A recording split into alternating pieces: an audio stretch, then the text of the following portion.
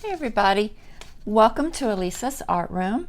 So I want to take just a minute and do this little, it's a tissue box holder, and if it's a square tissue box, it's got this little part here that closes down so that you can put your tissue in there. Now I have went ahead and pre-gessoed this with one coat of Liquitex gesso, just to prepare the wood and also to make my colors show up a little bit better on this. You don't have to, it's not a necessary step with the paint that I'm using today, but I just like to do it because it does help brighten the colors and it does help it to adhere to the wood. So those are my reasons.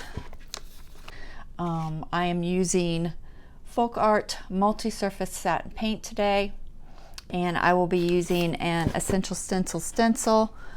Today I'm using their Buffalo check set. This has 3 in it, 3 different sizes. If you guys need to purchase any stencils, remember you can use my code ARTROOM and save 10% off of your purchase with my code. So keep that in mind. But let's see, what do we have here? So we have this little bitty one, which I believe is half an inch. Well, it might be 3/4. So about 3/4 of an inch. And then we have this one, which is, looks like an inch, but let's be sure. 1 inch square. This is the one I'm going to be using today. And then they have this one, which looks to be about 1.5 inches. Yeah, just about 1.5 inches. So those are the 3 sizes that come in that set. It's a very nice set. I use it a lot. So, but we're going to show you how to use this one on this, and we're going to make just a cool plaid tissue box, and it'll be great for like Christmas time of year. So kind of a fun project. I've done a larger one, but I didn't record it, so I figured I'd do this since I was going to sit here and create this today. So our first step, like I said, sand your box when you get them. I get these at Michael's. Hobby Lobby has some. I'm not sure about the dimension difference. You might just have to check that, but these are from Michael's. They are, so let's see, that's 5 1/4 by 5 1/8. So keep that in mind. It is slightly longer on this end than this end. And then the height all the way to the bottom here is about 5 3/4. It's close. It's not quite perfect there. And then keep in mind when you are doing your stencils on these, you do need to take that into effect with your design sometimes. I am just going to go over the whole area, and I'm just going to center it, I think. Let me think about this. It fits almost perfectly crosswise on the long side. Okay, so that's pretty close. But the short side, it's a little bit off. So you'll have to kind of just center it up. And then the length is got like a half spot there, so you can decide whether you want a hole on the top and just have the half at the bottom, or if you want to center the top and the bottom to get kind of an equal distance there. That's kind of up to you. I haven't decided how I'm going to do it. I'll figure it out as we go, what looks better. I'm kind of leaning toward just letting the half part cut off so that the top looks nice and centered. We'll see. But our first step is to go ahead and put a coat of red on here. I'm going to use Cardinal red, a similar red as the engine red. You could even use apple red, but I really like the Cardinal. Let's see, what's another choice? Lipstick red isn't too bad. It's a little too white, I think, for the look I'm looking for. I kind of like that little bit of a darker red. So I think we're going to go with Cardinal. And this is going to take just a minute. Haven't decided. I may speed this process up in the video. We'll see. I usually do live, so I don't have that option, but since I'm not live, I'm going to keep that option open. I'm just going to use a little flat. This happens to be a Plaid. It's one of my older brushes. I can't read it anymore. I think it just, I don't know. It looks like it's at 1 inch, so let me measure it. Yeah, it looks like it's about a 1 inch brush, so just somewhere around there is fine, guys. I like to separate this as I'm doing it. Now, don't paint anywhere that might stick, okay? So I don't put paint between here and here because I don't want this sticking. So I'm just gonna leave that with gesso. And I'm gonna start on the sides and then I will do the top. And the most important thing to remember is to go all the way across. So I usually start on one row and go all the way across on that particular row, and then I continue down. That will just give you the least amount of brush marks that you will see. Because if I do that, see how I get that little brush mark? Let me see how zoomed you guys are. Let me zoom you just a little bit more. I can't get too close because I want you to be able to see everything. So go all the way across so you don't get those brush marks from one end to the other. It just looks neater and more professional, you know. So you don't have to do that till the last stroke. You can kind of put it on however you want and then just at least finish with that. Yeah, this is going to need 2 coats, I can tell, because you can see these differences, and that tells me I'm going to need more than 1 coat on this, which doesn't surprise me. Reds tend to, and whites tend to. What are some other colors? Maybe orange.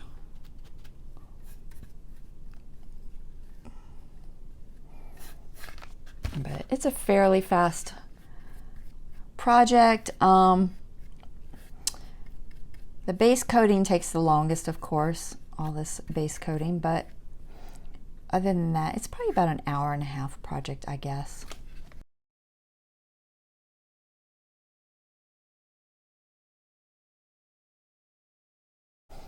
Okay, so we are back after blow drying the 2 sides there so that we can continue on. I may get away with 1 coat because once you put the plaid part on, that black part, you don't see as much of the red, except for where the squares are that aren't covered. I'm gonna see how this looks and debate if I want to put 2 coats. 2 coats is probably ideal. I just don't know if I want to spend the time. Now, if you get too much of a buildup on your corners, you can just take your finger and just kind of wipe those off. Sometimes it'll start just building up if you had too much paint on your brush. So kind of keep an eye on that so you don't have big just globs on your edges, as that just doesn't look good.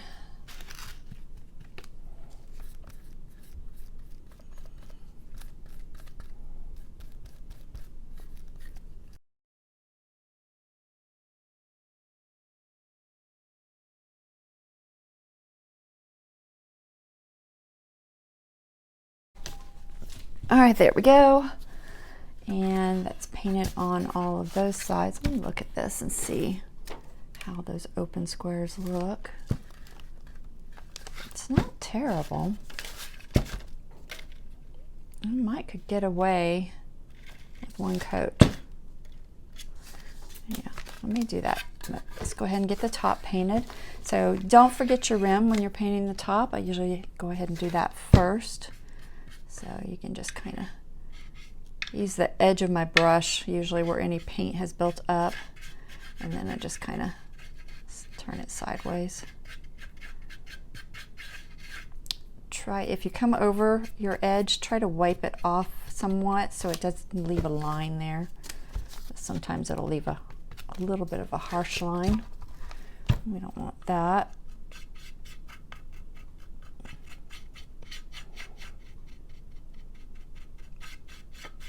Just get a good coat on there. And then I'm going to take my finger and just kind of run the inside of that because it's going to have a little bit of a lip. So I'm just kind of wiping that off just a little bit. All right, let's get the top of this painted.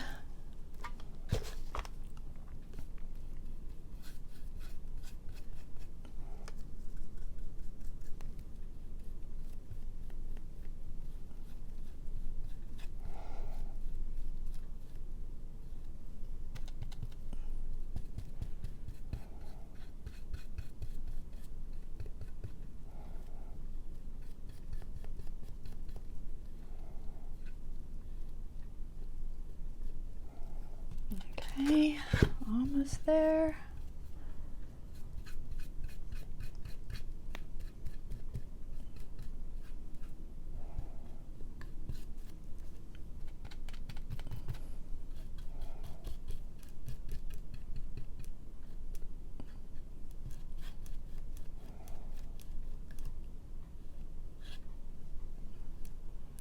All the way across.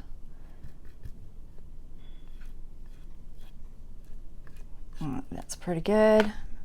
Just going to run that edge, a little bit of a buildup.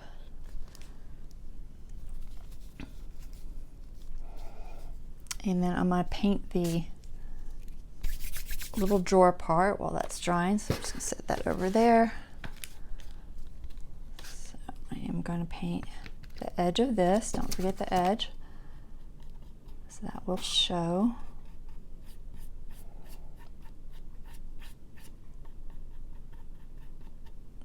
Like I said, I try not to paint too much anywhere that it might stick. You can, if you are going to paint it, sometimes you just have to paint a little bit of it because it's going to show on the edges if you don't. I would just suggest sanding it, you know, just to kind of get as much of that kind of acrylic tackiness off. Sometimes if you just sand it down, I don't know if I'm gonna paint the bottom or not. I think I dropped my wipe. It fell on the floor. I got my fan on, so it just blew it right off of there. I don't know. You have to think about this. I think is the inside. Let me see. Is that dry? That's not dry, but we can turn it around. It goes in the way you wouldn't think it goes in. Yeah, so that's the inside. So this part is the outside. Okay, so that little thick ridge is going to be what shows on the bottom. I probably will go ahead and paint these ridges. I don't know about that. I don't need to paint this inside, but I do need to make sure that it just doesn't show when it's closed.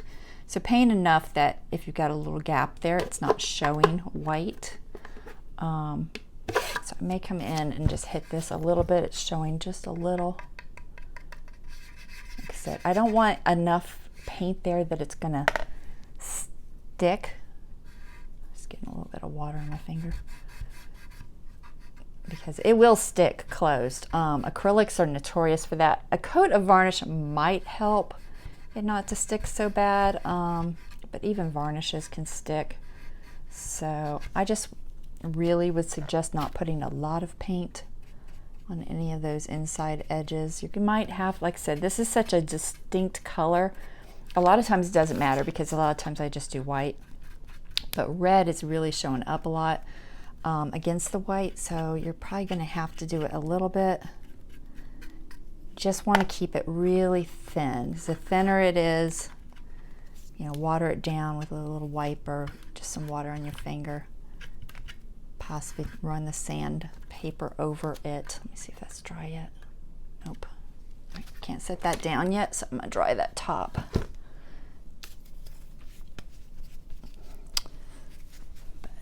That's just a tip. Oh, that wipe was there. That's just a tip, you know, for these particular boxes. There's something I've found that is that my first ones I just put a normal heavy coat on and it stuck closed and I had to kind of fight with it to get it open. So I really didn't want it sticking closed on me. Just run an edge there so it looks just slightly neater. You can paint that whole thing if you want on the inside, but it's not really necessary. It's not like it shows.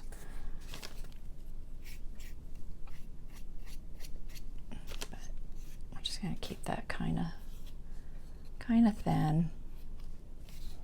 Let that dry. I'm just going to sit it on the edge of my table. Hopefully it doesn't fall off.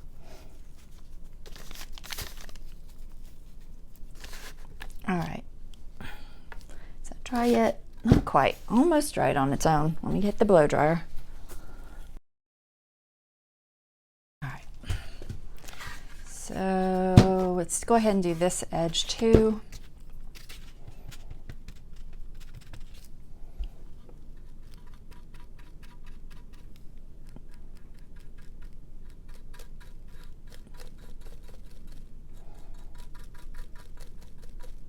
These little plaid tissue boxes, they're really cute.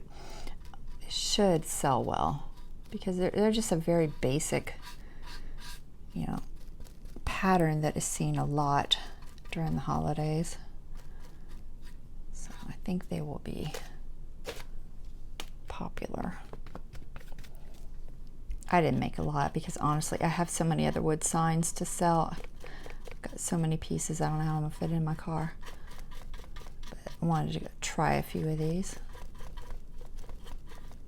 These cost me, well, they're $6.99 at Michael's, but sometimes I have a coupon. So usually I will just go ahead and use my coupon on these. And if you have a 40%, then you're only paying like, I don't know, $4 or something. So not too expensive. And you should be able to sell these for at least 15, if not 20. I'm gonna go ahead, since I'm done with this red, I'm gonna go ahead and rinse this out so that that paint does not sit on my brush. All right, so because this is gonna be part of my pattern, sometimes it's not, sometimes I make the pattern stop at that line, but since it is, I'm gonna have to have it in there while I'm painting that side. So make sure you've got it in there properly and it's seated correctly. If you ever have an issue where this doesn't go in, you can reach your finger in there and just kind of push it. But like I said, putting that little angle does seem to help. So we're going to start, I'm going to start with this side just so I can go ahead and get that edge and see how I want to line it up. Now there's a little F on these because there is a front and a back. There's just a slight bevel on the front of your stencil, and you can usually see it if you look really close. But the back side looks, the only thing I know, it looks flatter. If you look at it at an angle with your light and then flip it, this looks softer and the back side looks flatter. So you can usually tell the difference. It is kind of important on this particular one because these little bitty pieces are notorious for bleeding. So if you have that bevel going the wrong way, you've got a little gap in there and it will bleed more. So do try to get it correct when you are doing at least anything with fine points. Get your right side. Otherwise you can use both sides on stencils, but it is important to know that there is a slight difference. All right, so do I want to put the squares at the top and just have it come off the bottom? I think so. I think I want just the better fit on the top. So that's what I'm going to do. Now do keep in mind, so I'm going to have solid color here, and when I go around to the side, you have to decide if you want it to have a stripe, okay? So do you want to have stripes on one side and then have it alternate all the way around? If so, you're going to need to move where your stencil is, okay? So that's probably what I'm going to do. So I'm going to start off on this one and just have the solid first. I'm going to decide which side I want to use. Just try this side. Taping this is going to be a bit of a challenge. So I'm going to come in maybe not even a 1/16, just a teeny bit from the edge there just so I can have it hold properly while I'm stenciling this. Now, normally I would put something here that's the same size. If I had more tissue boxes handy, I would probably just set another tissue box there. It does help to do several at a time so that you can do that, and then you can tape to your other item. Sometimes I will just layer a bunch of wood up, but I think I'm going to try rolled tape today and see if I can get it to stick that way. So it's going to be slightly challenging. So we're just going to roll our tape up, okay? Keep it fairly flat, and then I'm going to put it on these solid spots. So I'm just going to get a little bit. I don't want the whole piece because it'll get too thick, so I'm going to lift it, find a solid spot, and then tape it down like that, okay? And it's just going to take you a second. You probably won't have to move your tape on each side. Sometimes I do. Usually it's fine. So, a couple different pieces here. Nice and thin. One here.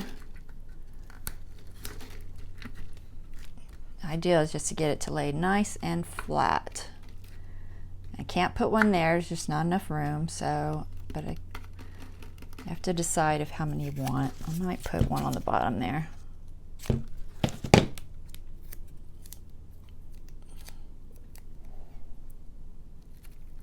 It's a little hard to roll when it's that small.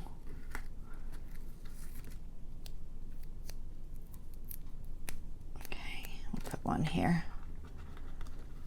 Just try to keep that, oops, too high.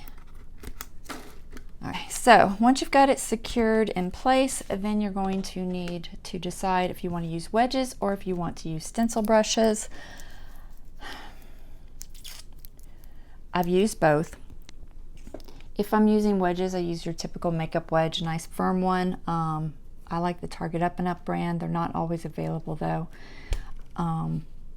Wedges can be trickier to get in these little pieces though. So I think I'm going to use a brush today. And Essential Stencil has a nice set of brushes that you can use. So let's see, what one's this? 5/8. I try to get a size that's kind of comparable. I think I'm just going to use the 1/2 today. And I'm going to tape mine because I don't want it splaying out. I want it to stay nice and firm. So a little trick I use for my stencil brushes when I really want them to stay firm is I just take a little piece of tape and I just put it about halfway, okay, and then just roll it around tight, okay, and that'll just keep your bristles nice and firm. And we're going to use black, so we're doing a red and black pattern today. So put a little bit of black paint on here. I have a couple of pieces of, this is just empty boxes from Crackers, and you can offload on these. You can offload on your craft paper, on your paper plate, you know, whatever you want to offload on, but do have something to offload on so that you can make sure you don't have too much bleed on this project. Where is my black? So we're using the Folk Art Multi-Surface Black.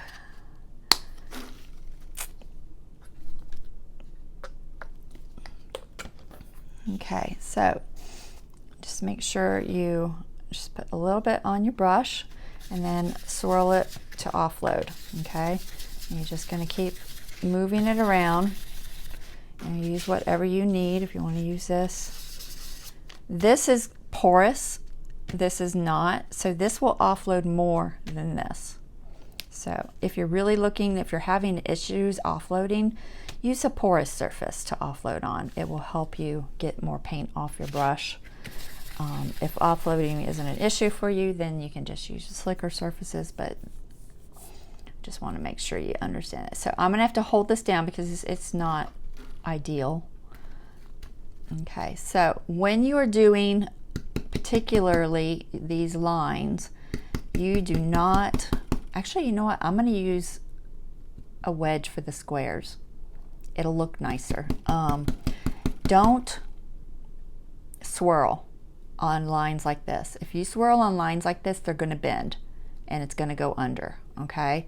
So stipple, or you can brush the direction of the line, okay?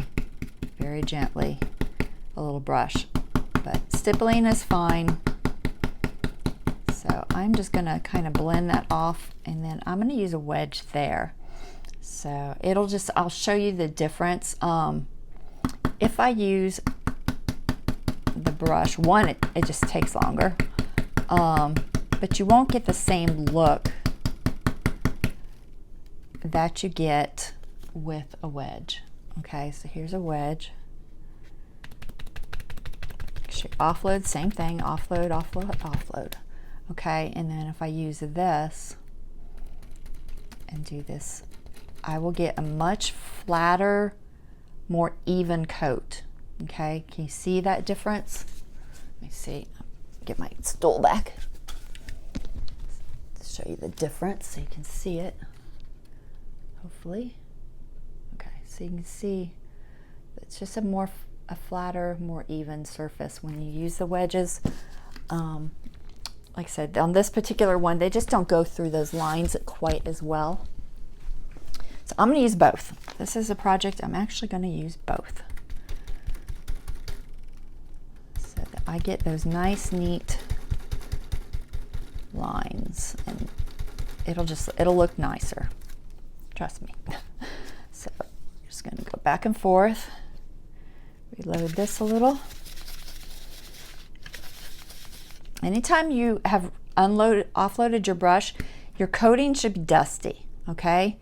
If you touch that and it's solid, you haven't offloaded enough. Go back and offload more, okay? It's very important that you offload enough.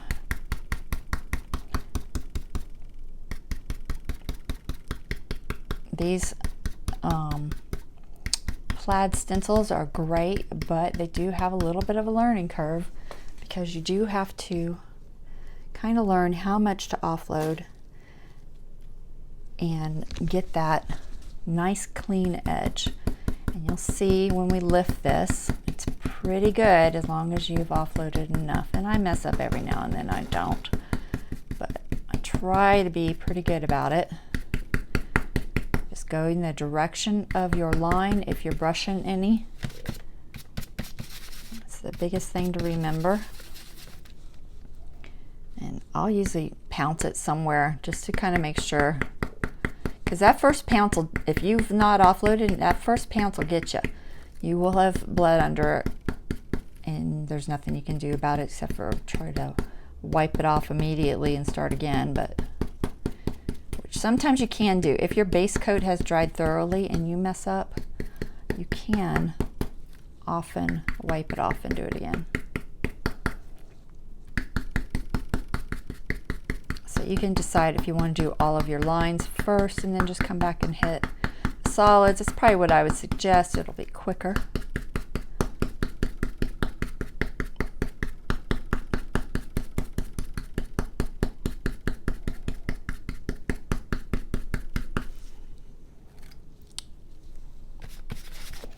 If you have paint on that, don't let it get hard on there or you'll have to redo it. I usually just put a bunch on and set it aside until I can get back to it.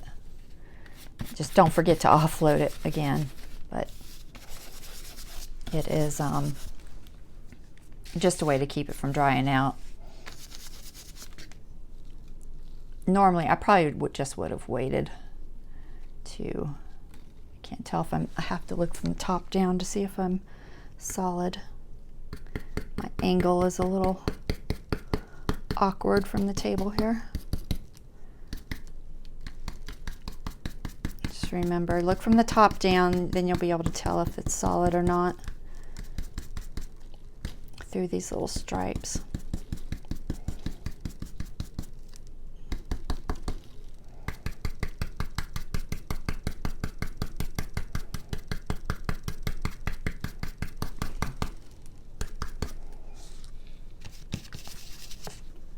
have a feeling I'm going to be fast forwarding through a lot of this with editing because this is going to be a little bit longer than I want my video to be. So by the time y'all are watching this, I won't be doing this so slow.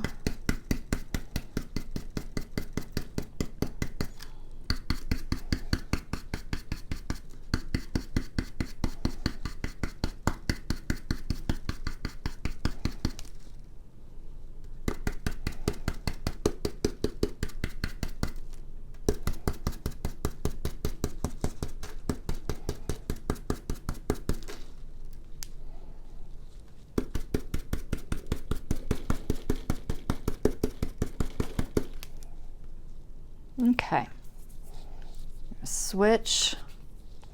If you're worried about that drying out, either put it in like a Ziploc or something, or you can just wrap it with like your little wet wipe.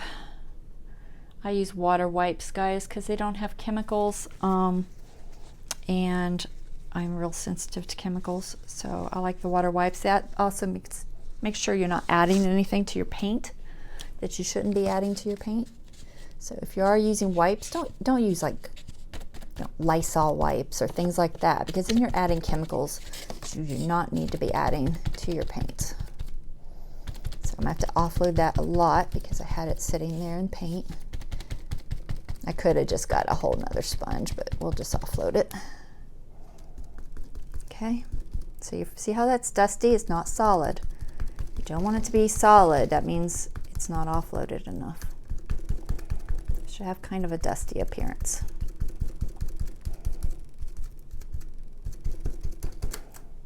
I may have offloaded a little too much. I don't usually use the cardboard as often, and it really does offload a lot more.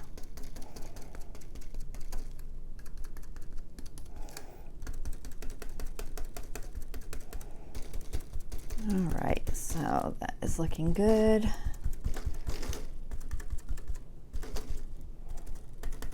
And just kind of, make sure you got a good coat. Always just kind of look over it. I think that looks pretty good. All right, so I'm going to pull this off. Always check your hands when you are pulling off a stencil so that you don't touch anything else. So we're going to pull that off. Be careful. I've got it taped on there, so you can lift it and look under if you need to, just to make sure that you got a good coat. Sometimes I'll peek. Let's see, I got a little heavy on that one. It looks like, oh, it's not too bad though. That's pretty good. There's honestly very little bleed there.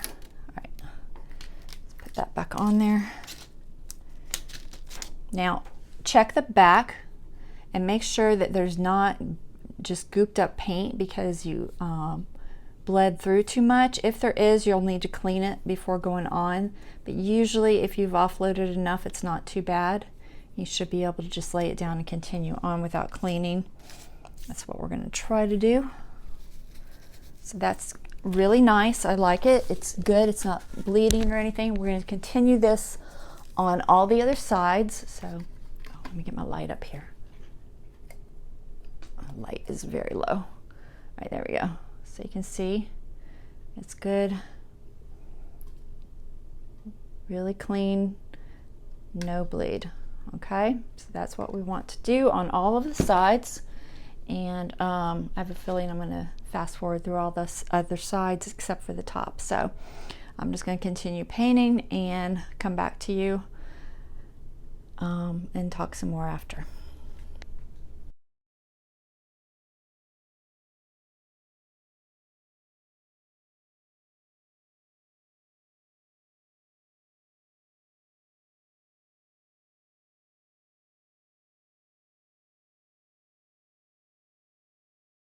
So you're going to have to decide which direction you want to go. So we have plaid and then that. So you can kind of look at it and figure out what direction you want. So I think that works. So if you do the two plaids on the outside, the two solids, I mean, on the outside. I think that seems to work good for the pattern. So we're just going to line that up.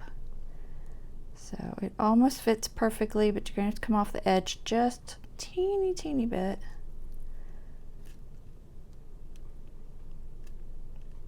About there. Okay. Grab me another sponge.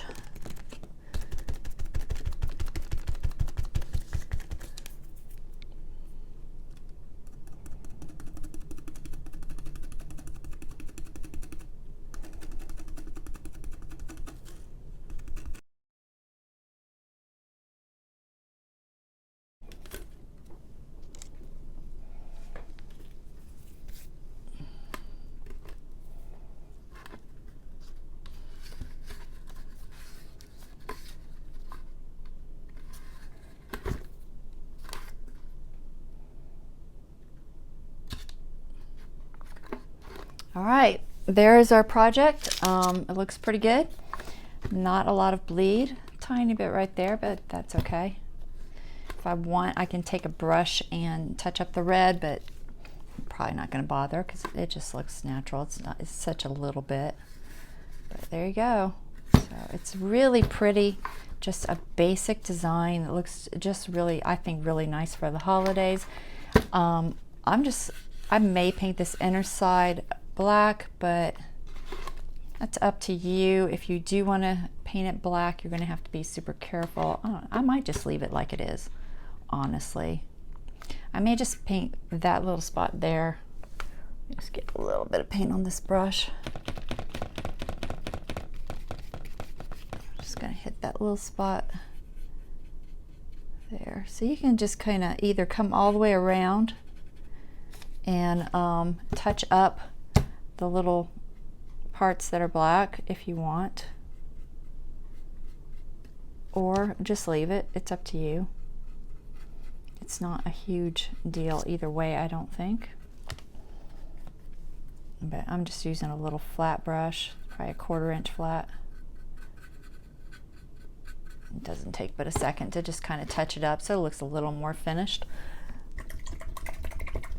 Wash that out, but there you go. If you wanted, you could decorate it with a bow or something, but I think it looks good like it is. I like it solid the way it is, but that is our project. So I hope you guys enjoyed this, and just so you know, I may paint that. I don't know. I'm debating still.